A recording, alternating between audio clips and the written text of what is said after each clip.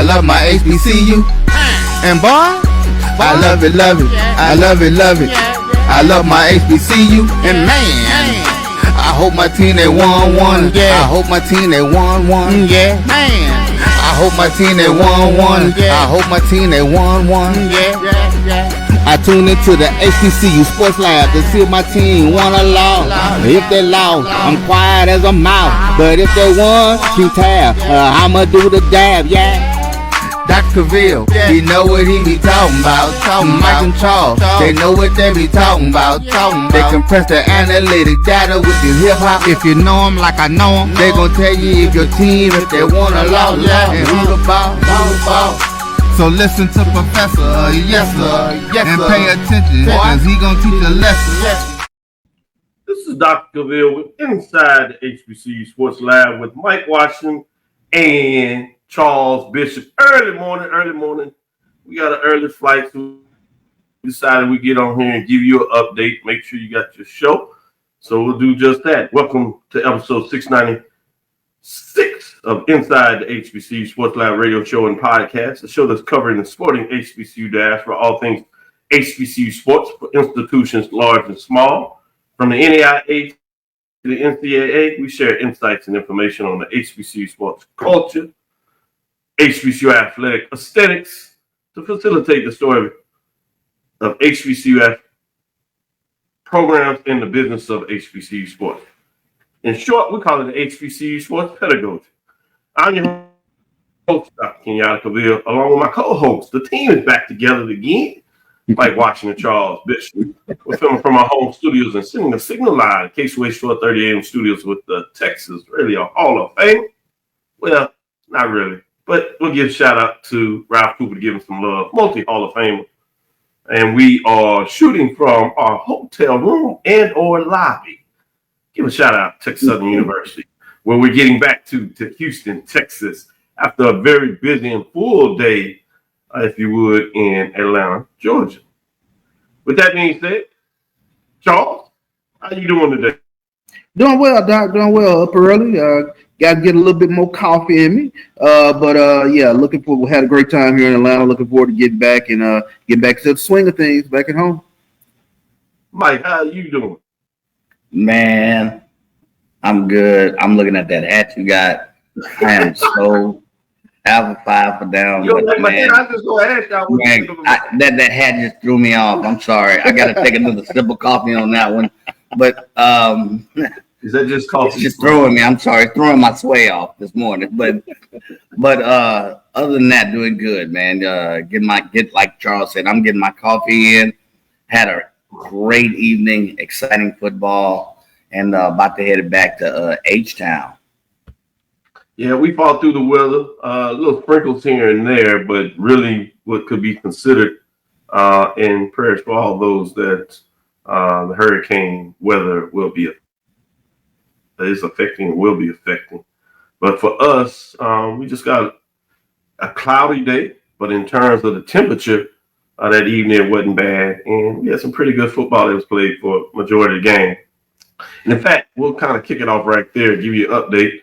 As you know by now, the Cricket MEAC SWAC Challenge, which was kicked off, was played on ABC, a part of ESPN events. It was on ESPN Plus, ESPN Deportes at the Center Park Stadium in Atlanta, Georgia. I had number 3, North Carolina Central Eagles, coming in this matchup versus number 4, Southern Jaguars. MEAC SWAC matchup, as you know. The final score was 31-14 with the Eagles getting it done. Both of y'all during our pregame analysis, when I asked you all to give a pick, said that North Carolina Central would get it done. So let me first say kudos to you all for making the call. What was the score that you had, Charles? The score I had was 2017. I had it much closer. Good stuff. Mike, what did you have? Yeah, I also had it close. I think I had 24-18, something like that. Yeah, 24-18.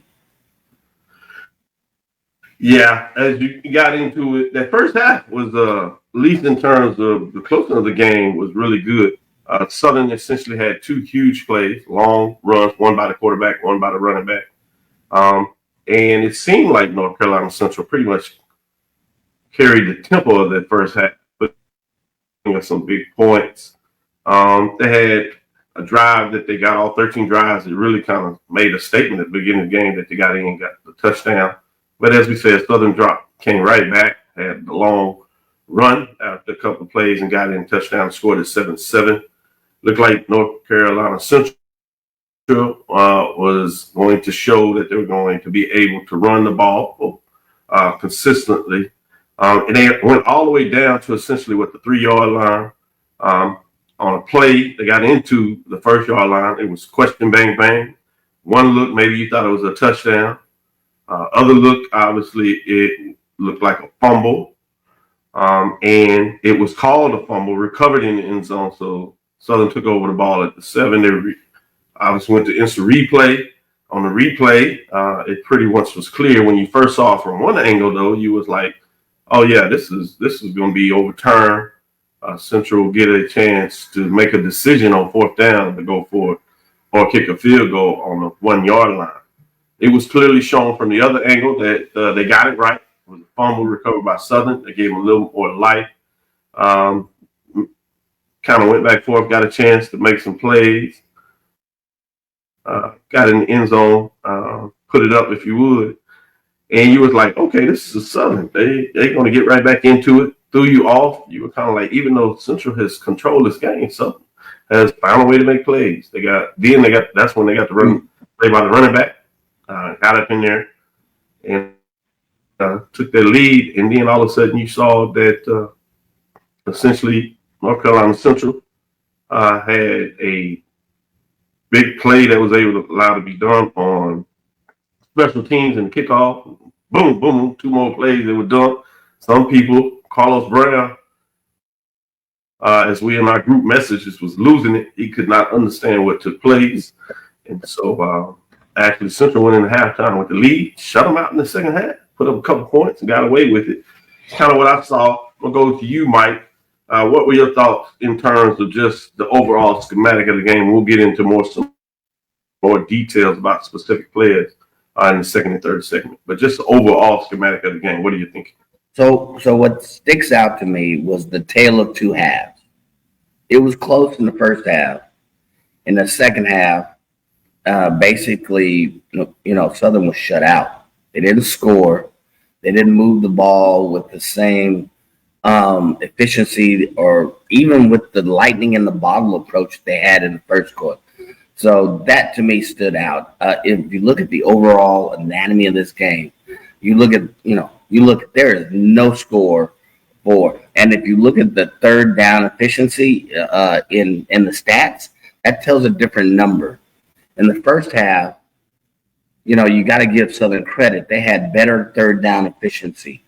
In the second half, I have in my notes here that their 3rd down efficiency dropped by like 40% in the second half. That means basically they had trouble moving the ball. I don't know what changed. I don't know what happened. I don't know what Trey Oliver had in the Kool-Aid at halftime. I don't know what he put in the Gatorade. I don't know if he intravenously injected the players with some get on your stuff, whatever. But something changed. Watching them Prairie View videos, the area code down there at Prairie View, talking about intravenously. little 50 cent word. But to me, I know we'll get into a lot more of the details, but to me, overall, just the tale of 2 halves. And then, minus the lightning in the bottle in the first half, they were Southern was shut down for the most part, defensive, defensively by the Eagles in the second half.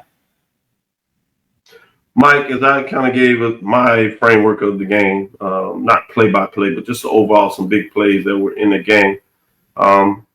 What were your thoughts in terms of how I saw it? I'm sorry, repeat it. I'm sorry. That was for Charles. I was asking. That was my framework of the game. So I was going back to you, Charles, kind of like Mike did. Mm-hmm. What were your thoughts in terms of how I visualized the game in terms of some key plays, particularly? Doc, I think this game really turned right before halftime. You go back, Southern had a big play. They had momentum.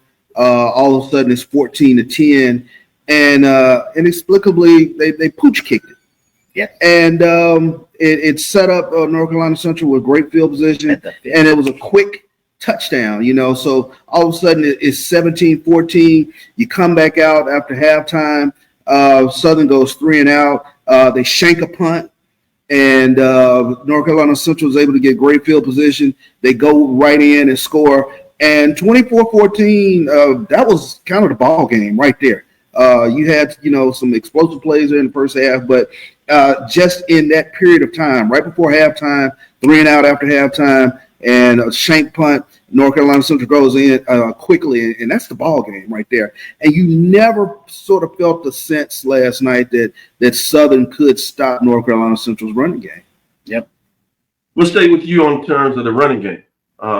Throughout the game, we tend to sit, in the seats next to each other in the press box and give some updates. I like to watch the game on television, listen to the feed with Jay Walker and Tiffany Green calling it, and then I'll take it off and we'll talk about it. But because I do it like that, it's always interesting to me and I'll look up. Mike decided to sit higher so he could see a visitor. So he visually is a little different than us. So he was a row above us. And, we'll look at each other because not really a lot of talking going on in terms of press box. We'll look and I see these different faces at different moments and minimums in the games. So a lot of it was that, to me, in that first half, specifically when it was close, but you saw Central ability to control so much of the game, particularly in running the ball. Give me a little more in terms of you talked about how effective they were against Southern in terms of running the ball and how and Trey even said this in the press conference post game, was Givens, how they found a way to neutralize. You said before the game, I asked about chipping and all these things and how you would run, but you would see Givens on different sides of the ball. Tell us a little more in terms of Central, in this case, ability to run the ball and how they were able to maybe neutralize Givens in the process. Yeah, I think it was big, and I think you saw from a time of possession standpoint. I mean, North Carolina Central dominated the time of possession, and they were able to really, with that veteran offensive line, really control the flow of the game. And that was the thing that really jumped out. I said going into the game that was going to be the matchup. The matchup was going to be in the trenches because they brought back, and Coach Oliver talked about it last night, 4 starters back along the offensive line. And you saw very early on, opening drive, I think was a tone setter in that they were able to, like Hank Stram, matriculate the ball downfield. And very little pushback, so I thought that was where the game was won last night with regards to North Carolina Central. Yeoman's work with that offensive line up front. Charles Martin kind of summed it up there in terms of Southern couldn't move the rock, stop the run, played the DBs too far off, which hurt Givens. North Carolina Central's 3-step drop ball is gone. I'm asking you from that framework, Mike. You on board with Charles Martin, or did you see something a little different? I think I heard y'all say that, and even in part of your questions, Mike. I think Charles Martin summed it up. I mean, really, you look 8.3 yards per rush. That's what NCCU averaged. Christian Mosley averaged 11.3 yards per carry. And you heard Coach Trey Oliver talk about packages, schemes for Givens. And they, no matter what they could do, Southern just could not stop. They were running up the interior. They hitting the side ends. And they could not stop the run completely. They hit 250 yards total rushing yards for the end of the night. And to me, when you control that line of scrimmage, you kind of control the flow of the game. And my man CB said, that's why the possession was so much in favor of North Carolina Central. It was almost a whole factor of 10x, which in mathematical terms means a whole hell of a lot. So they controlled the ball. The other piece, and I will say this, is on the defensive side. We're not getting there for Southern, but The coverage, because Charles Martin said it well. They started out with man-on coverage. Then they went to a deep cover 2, giving 100-yard cushions. Okay, they weren't 100-yard cushions, but they might as well have been 100-yard cushions. So that to me tells the tape, because when the Eagles passed the ball, they were simple 7, 8, 9, 10-yard outs. And, it's hard to stop that. When you can't stop the run, now you're throwing very efficient passes to the outs. It's hard to stop that. Yeah, I agree. Good point. Let's take our first break and come back on the other side, get a little more analysis into this game, and we'll start looking at, as you alluded to, in terms of Southern's defense, and then we'll get in, obviously, with that, talking about North Carolina Central's defense and Southern's offense, about what they were able to do in the game. First half, second half. We'll be right back after this first break. Yeah. Get ready for the inaugural Unity Classic, Saturday, September 13th at Nathaniel Glover Community Field and Stadium. It's a clash of the Virginia Union Panthers of the CIAA and the Edward Waters Tigers of the SIAC. Plus, an HBCU band battle between the Edward Waters Triple Threat Marching Band and the Virginia Union Ambassadors of Sound. The inaugural Unity Classic goes down in Duval. This is Brian Fulford. A.D. Drew and I are co-hosts of the BCSN Sports Lab. We talk about all things related to HBCU athletics. From the games, teams, coaches, and fan interest stories, we cover it all. You can find our shows on Facebook at BCSN Sports Lab, YouTube at MyJBN Online, and everywhere you listen to podcasts like Anchor, Spotify, Google, and Apple Podcasts. You can also find the show on the Jericho Broadcast Network's app. Make sure to download. We look forward to you joining the conversation and being a part of the show. History? Yeah, we built that. Pride? We fuel that. And on August 30th, we run that. 2 powerhouse HBCUs, Howard Bison, FAMU Rattlers, one legendary showdown under the Miami lights at Hard Rock Stadium. The energy unmatched. The culture undeniable. The vibes straight HBCU. 2025 Invesco QQQ Orange Blossom Classic. Get your tickets and book your hotel now at orangeblossomclassic.com. Saturday, August 30th at 4 p.m. in Miami Gardens. This is the Dean of the College of HBCU Sports, Kenyatta Cavil of Dr. Cavil's Inside the HBCU Sports Lab with Mike Washington and Charles Bishop. Come mix it up in the lab where the course lecture is in session every Tuesday from 6 o'clock p.m. Central Standard Time on Facebook Live, YouTube Spreaker, or the BCSN app, as we discuss all things about the HBCU sports culture, including exploring the week that was in the sporting HBCU diaspora, as well as the upcoming week of HBCU Sports. With me, the Dean, the College of HBCU Sports, on Dr. Cavil's Inside HBCU Sports Lab with Mike Washington and Charles Bishop. Course lecture dismissed. Compress the analytic data with your hip-hop. If you know them like I know them, they gon' tell you if your team, if they want to lose, and who the ball. So listen to Professor, yes sir, and pay attention, cause he gon' teach a lesson.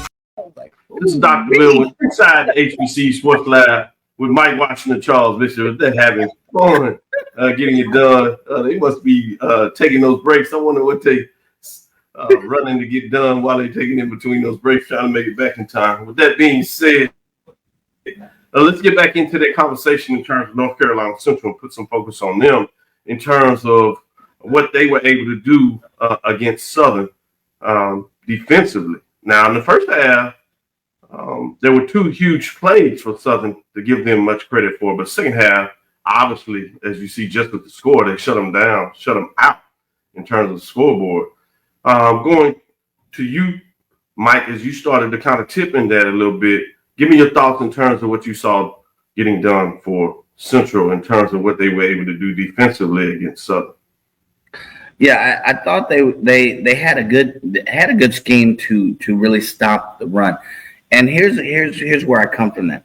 If you look at, the box score, I think Cam McCoy came out as a surprise. I think his ability to run, read option, whatever, may have come out, with some lightning in the bottle effects initially. But, minus those 2 plays, if you notice, he didn't pass very much. He had 14 attempts. and their defense was able to then neutralize minus those two big runs. The only time really that Southern had is a couple of counter option trays, reads, whatever. That's actually how McCoy scored. They had some poor tackling, discipline issues, but for the most part, and I won't get into those details, they held them to like 6 yards per. But in that average, statistically, you take away the 2 long runs, and it's down to 3-something yards per carry that they held Southern to. So great job by Trey. I said at the beginning of the game that it was coaching. He tuned that up, whatever. Cam McCoy is at least as advertised on the run side. We really didn't see. He only passed 14 times. That's it, or 14 attempts.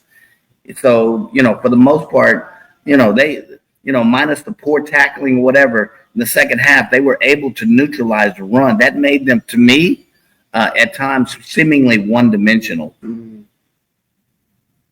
Yeah, you hear them living by the mantra, culture over scheme. And when you talk about alluding to that with his coaching ability, there's also a part of that to me in terms of how he motivates. But with that being said, Charles, let me get your framework of what you saw within the game from North Carolina Central's defensive perspective. Well, I mean, even I think a bigger picture to that is, we talked about Southern not being able to stop the run, but it's enough blame to go around. I mean, everybody is going to have a long session, in film this upcoming week. I mean, I have some issues with, to be very honest with you, the game management from the coaching staff. I alluded to the pooch punt prior to halftime.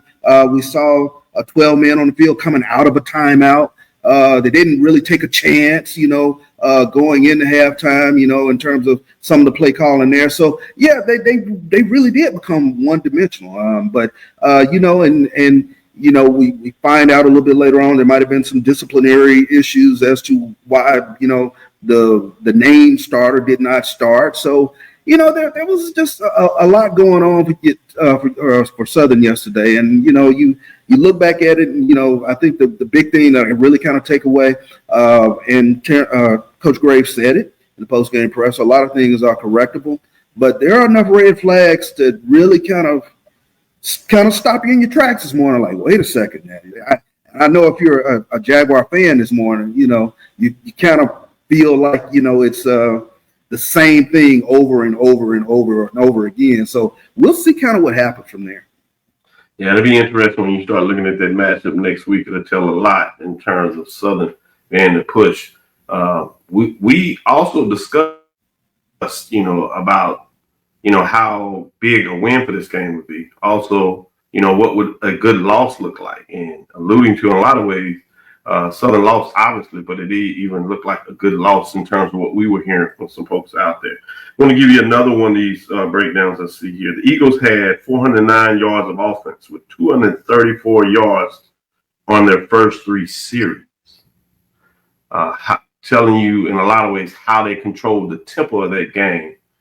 So it was a weird game to kind of watch in that first half in terms of just the momentum plays, but you saw something there. I want to get into a little bit about this in terms of specifically Trey Oliver.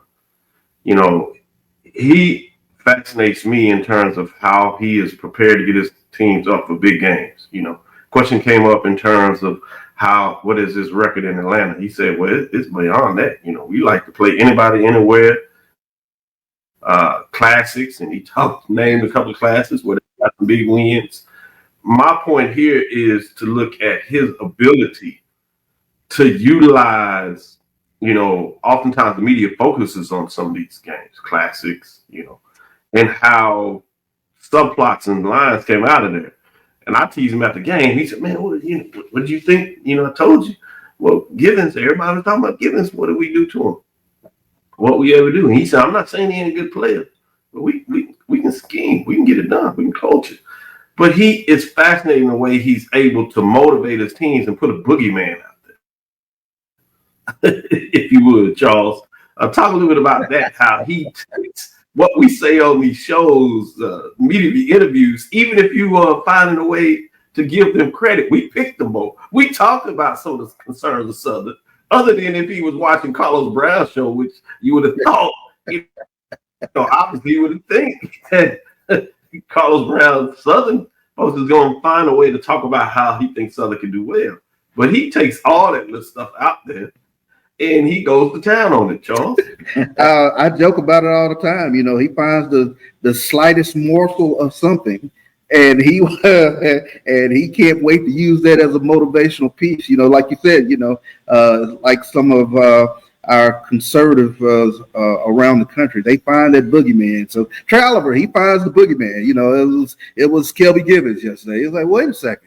I got a couple of offensive tackles. They can neutralize him. He is a masterful at playing up whatever the talking point is that they can't do, and he utilizes it to no end to motivate his team.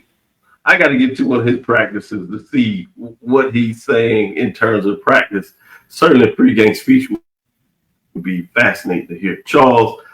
Mike, when you think about that, if you'll touch on that a little bit, but I also want to give the point he made in terms of his offensive line. Early in the season, to have an offensive line, plus the quarterback that has some maturity, didn't necessarily throw it around, but understood what his limitations were, very cerebral about, not doing too much and taking advantage, particularly, I guess, when he saw what they could do.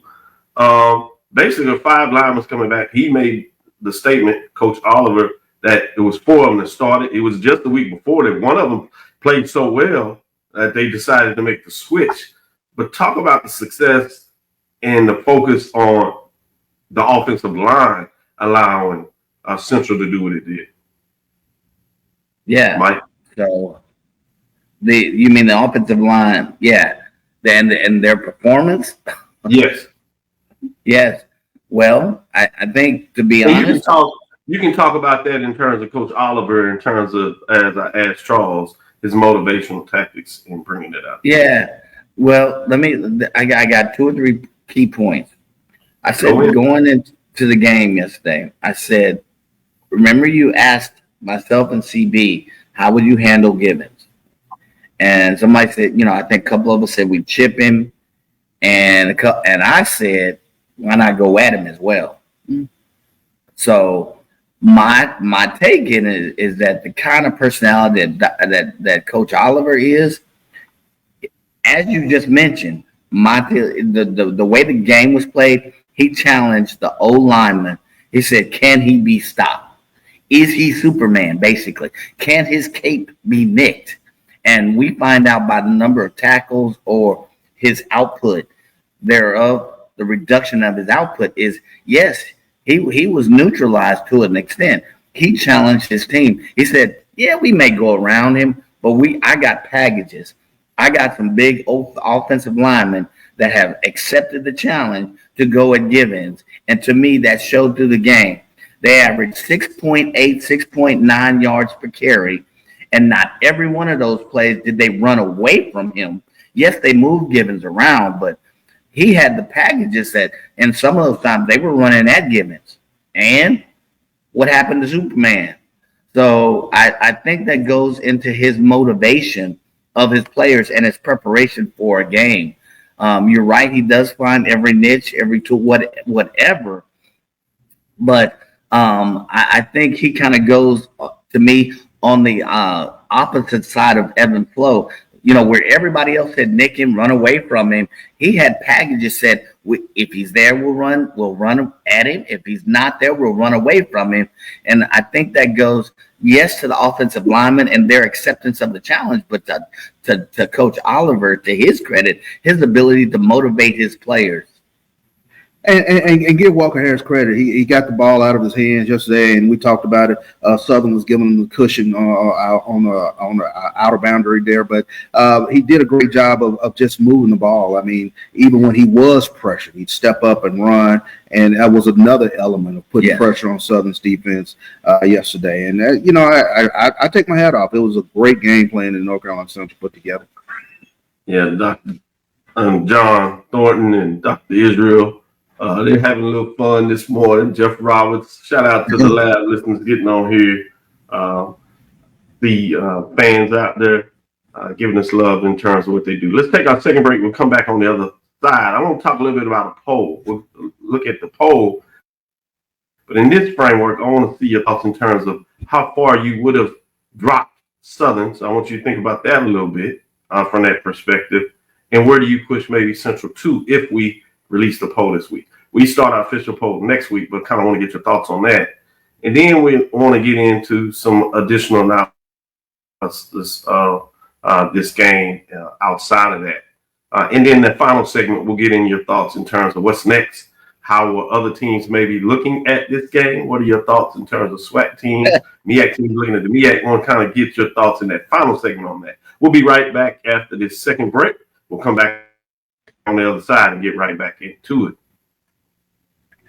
Now, you can't live in Texas and not have a good red meat blend. Texas Cowboy Dust is designed for steak and other red meats. It's out to be my most popular spice blend, made with onions, peppers, ground mushrooms, pink salt, and other spices. Texas Cowboy Dust also goes great with chicken, pork, vegetables, and adds a restaurant quality sheen to gravies and sauces.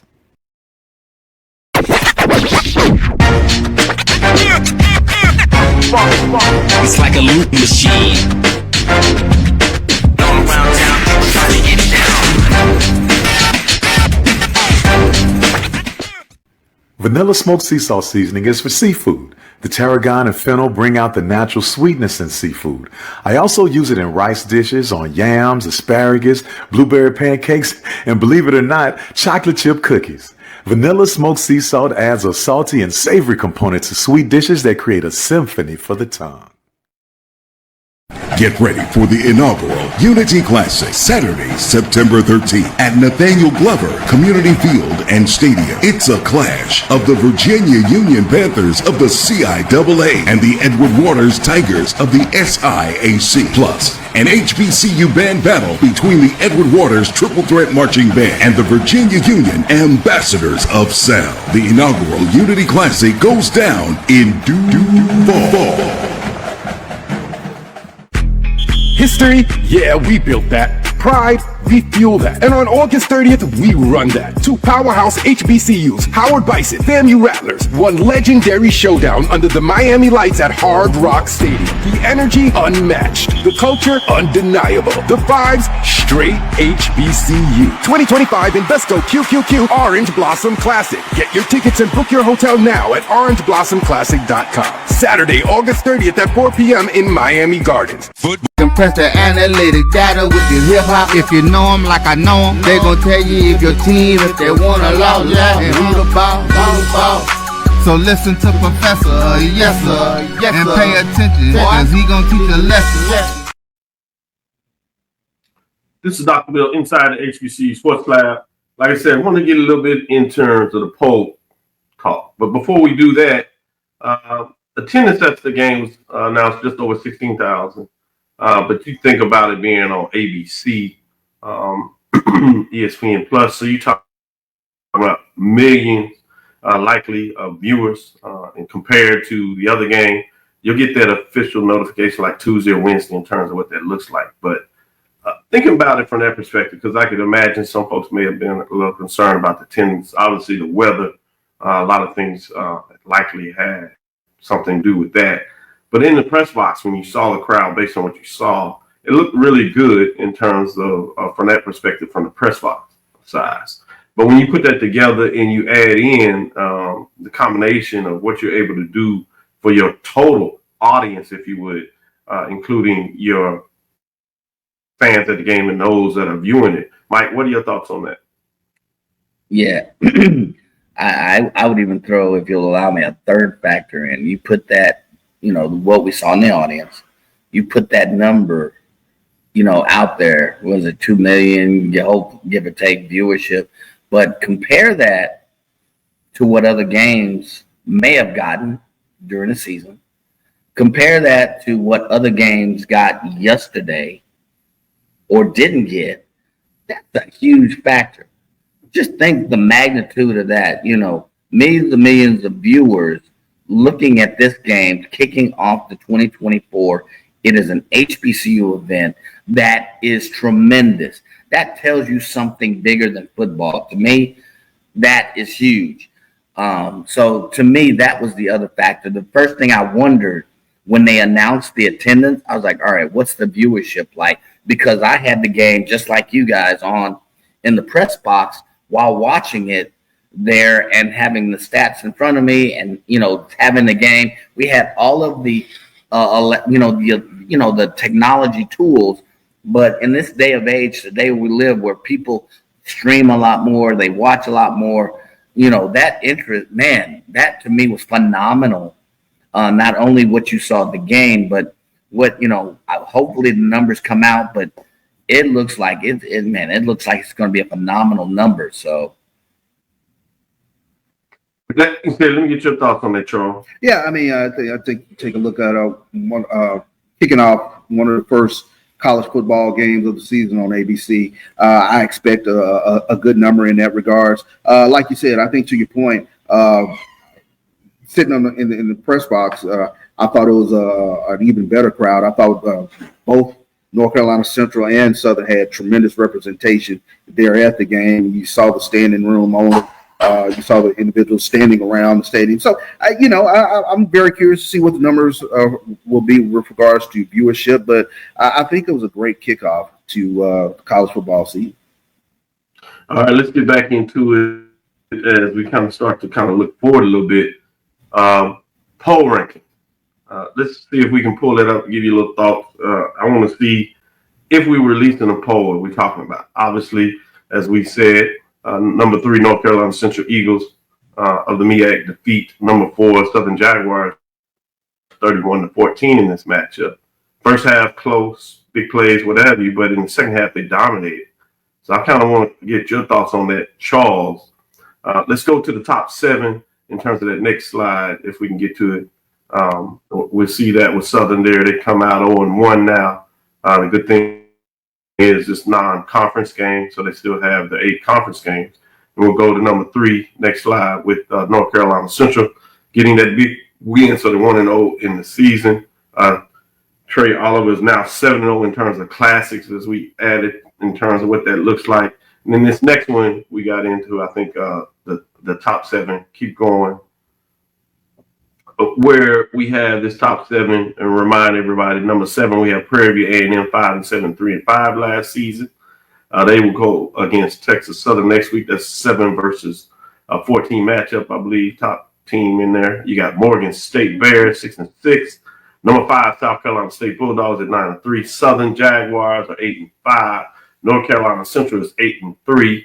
FAMU 7-5. Jackson 12-2. Already some concerns with FAMU. But certainly now, how high, Charles, do you push North Carolina Central? And North Carolina Central put out They put out an impressive body of work yesterday. So just based on the fact that we've seen them and we've watched their body of work, I mean, I have no issues whatsoever bumping them up to number 2. We still have this upcoming week to see what the rest of the teams will do. That being said, my caveat with Southern, obviously they're going to slide, and they probably will slide out of at least the top 7. But keep in mind, all is not lost. They did play without the starter the majority of the game yesterday. So, how far are you dropping Southern? I'm going to drop Southern out of the top 7. You asked a question yesterday: is there a bad loss, or in terms of what does a bad loss look like? That was a bad loss. There were multiple things beyond just the defense not stopping the run that at least you raise a red flag about. But the great thing about it was game 1. There's plenty of season left. You might have lost some cool points or some respectability around the HBCU stratosphere yesterday, but I think Southern will be right back in the mix. With that, let's go to the next side. So I can I want to get Charles on this. 8, 9. How far are you gonna drop him, Charles? You just said you drop out of 7. How far are you gonna drop him? I would probably put him at 10. Gotcha. Mike, your thoughts in terms of how high you pushing North Carolina Central and how far do you drop Southern? I think that North Carolina Central showed the balance, the coaching, the go-get-itness of a team that is probably number 2. We haven't seen teams play, but I would have no issue with moving them up to number 2. We have not seen FAMU play. We talked to a couple of folks that were FAMU fans at the game, and they were, in CB's words, trying to fam-splain how good they were going to be this year. That is yet to be discovered. Famsplanation is what I call it. It is famsplanation. Famsplanation. Yeah. They explained it. Looking at the performance and all, that's all you have to go on. I would have no issue with moving them up to number 2. Southern, on the other hand, you asked us the question, what is the bad loss? My answer was Southern was the only team that could have a good loss. I agree 150% with CB. That was a bad loss. Had they had a decent loss, made the game close, it was not even competitive, to be honest, in the second half. You saw everybody, including Ray Charles, saw at the point at when that game became over. So had they made it competitive, I would say at least keep them in the 7, drop them down to 6 or 7. But I would agree they're an 8 or 9, barely. I think they're still barely in the top 10, but I moved them down to an 8 or 9, given their performance. We hadn't seen Morgan State, there's pause for the cause to think that they'll be hopefully equal to or better than Morgan State, which is sitting at number 6. And then if you go to the next screen, I don't know if you can go to the next screen. If you look at the 8, 9, and 10, Tennessee State, Alabama A&M, you got an Alabama State that's going to play. So I would keep them right around that 8 or 9 range until after week 2. That's where I would drop them.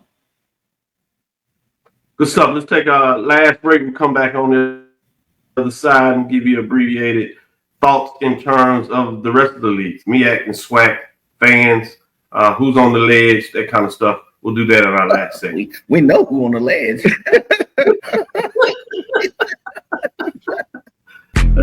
History? Yeah, we built that. Pride? We fuel that. And on August 30th, we run that. 2 powerhouse HBCUs, Howard Bison, FAMU Rattlers, one legendary showdown under the Miami lights at Hard Rock Stadium. The energy unmatched. The culture undeniable. The vibes straight HBCU. 2025 Invesco QQQ Orange Blossom Classic. Get your tickets and book your hotel now at orangeblossomclassic.com. Saturday, August 30th at 4 p.m. in Miami Gardens. Thank you guys for what you do for HBCU athletics. This is a fantastic avenue for all of us. This is our ESPN, so we love what you guys do. Brian, AD, Roy, all you guys at BCSN. We really appreciate what it is that you guys do for us.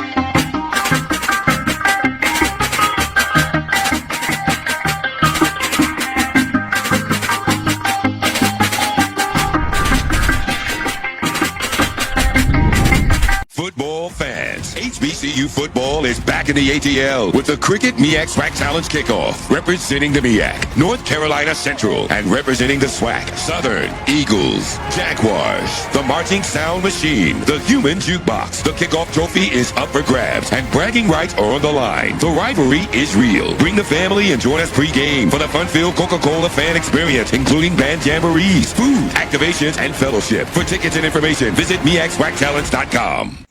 As technology continues to bring changes to the world of education, it's time we also reimagine teacher professional development. Gone are the days of one-size-fits-all learning that can only be accessed at a specific time and place. The Stride PD Center is an on-demand library of mobile-friendly courses that allow educators to learn anytime and anywhere.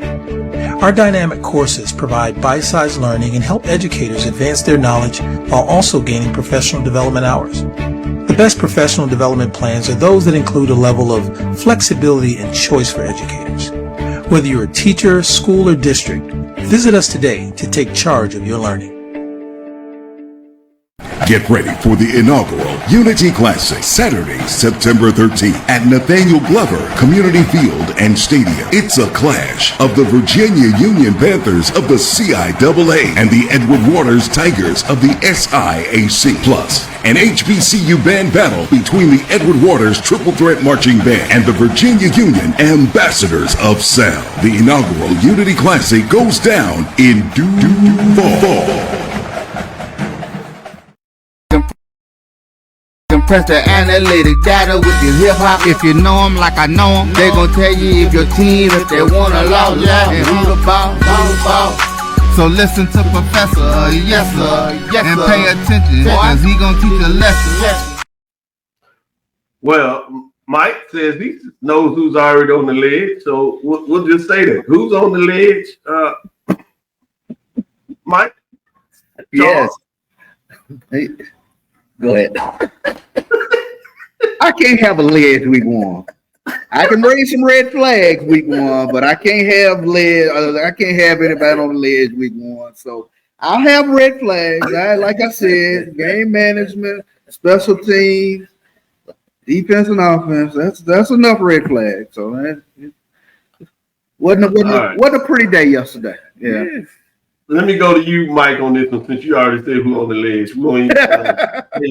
Man, I went down during the third quarter from the press box to get a cup of coffee to see what the fans were talking about. And besides them annoying Southern fans they had, let them booze, let them fans, and whatever. So, man, some of them folks were already on the ledge. I'm sorry. Some of them Southern fans were. I agree with CB. It should just be a red flag. They got some tweaks, but this is a red flag. But some of them fans, I'm telling you, this is Mike. 40 to 50% of Jaguar Nation is already on the ledge. Just listening to them fans out there cursing and talking. That's just me.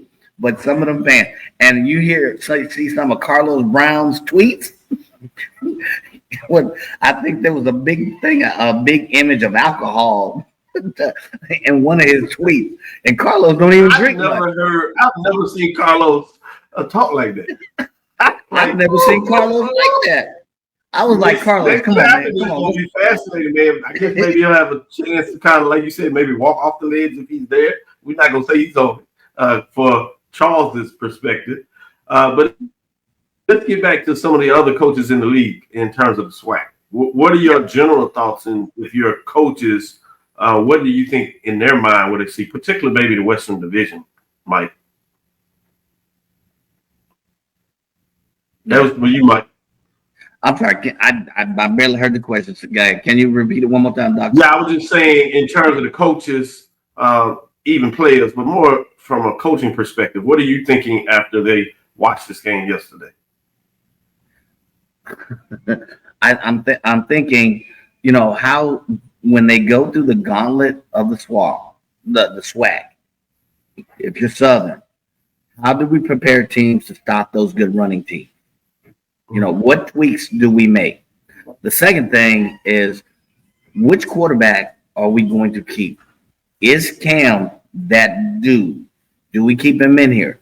Now, he had some explosive plays, but think about who you have to play and some of the defenses that you're going to have in the SWAC.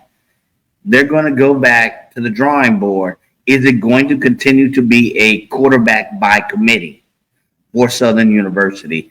Looking with that schedule in consideration, and you look at who they got to play, that to me is what they're going to do. They're going to look at the drawing board. They're going to hopefully address some culture issues in the locker room, but they're going to look at that schedule and say, what are we going to do in terms of who's leading the ship? And to be honest, I think you're still going to see at times a quarterback by committee coming from Southern.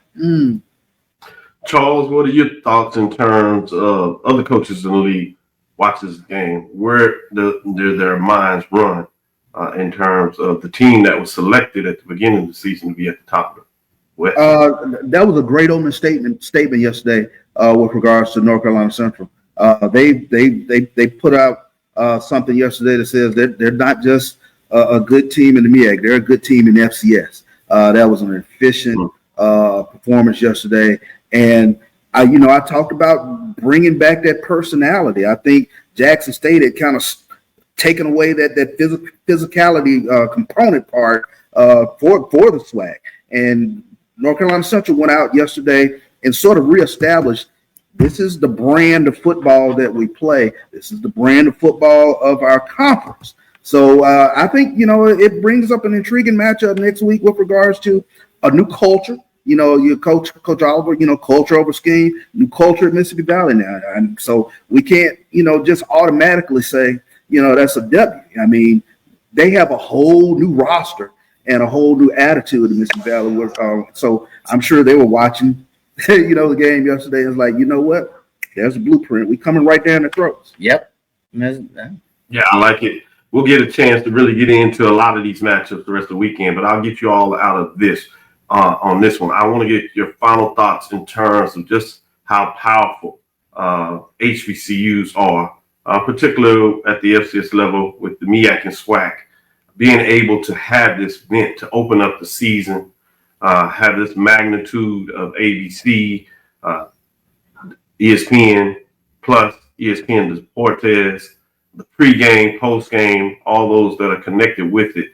What are your thoughts in terms of where we are at this moment in time with HBCU sports? Yeah, I think it speaks volumes. Whenever you have it on 3 channels streaming, and I think you may have stated that, or CBMA stated, we were watching the game, and that game looked really good. If you look at the clarity and visibility just on TV, if you're streaming ESPN or ABC or whatever, the game looked good. And here's an ABC on 3 major outlets looking that good, that crisp. That to me speaks endless words about the importance of HBCU events, and not only their importance, but their value that they bring, especially at the very beginning of the season. You have a classic like that, that tells you, if not nothing else, the value that this HBCU event and others to come bring to the landscape, to the fray. So, I mean, I don't even have to speak to it. I think the numbers will tell it. I think the quality of the streaming says volumes. When you have 3 ESPN Deportes, who on this thing, besides maybe me, speaks a little Spanish?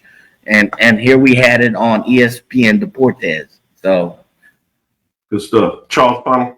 I think it speaks volumes. I think great job, John Grant, with regards to the growth of this MEAC SWAC Challenge Celebration Bowl as well. But even bigger point, you saw some great football yesterday. So there are multiple teams within the HBCU ranks, whether you're talking about Jackson State, Florida A&M, North Carolina Central, South Carolina State. There are multiple teams that can play some damn fine football. And to an even bigger point, you got some great coaches within both of these conferences talking about the SWAC and the MEAC. So I'm looking forward to a tremendous season here in 25, and I think we're in for a heck of a ride. Yeah, quality in the product was there.